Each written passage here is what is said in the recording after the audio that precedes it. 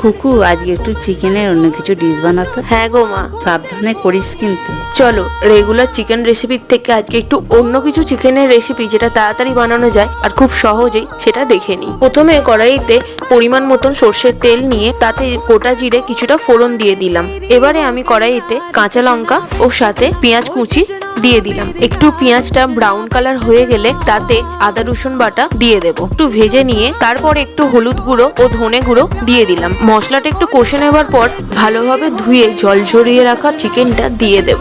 এবার পরিমাণ মতো নুন দিয়ে ফেটিয়ে রাখা টক দই ও ধনেপাতা ও কাঁচা লঙ্কার পেস্টটা দিয়ে দিলাম। কোনটা কতটা মেজারমেন্টে নিয়েছি সেটা আমি ডেসক্রিপশন বক্সে দিয়ে দেব। আমি গ্রেভিটা ঠিক রাখতে চেয়েছি তাই সামান্য পরিমাণ জল দিয়েছি। গ্রেভিটা ঠিক হয়ে গেলে লেবুর রস দিয়ে নেড়েচেড়ে নামিয়ে নেব। ব্যাস, আমাদের রেডি ধানিয়া চিকেন।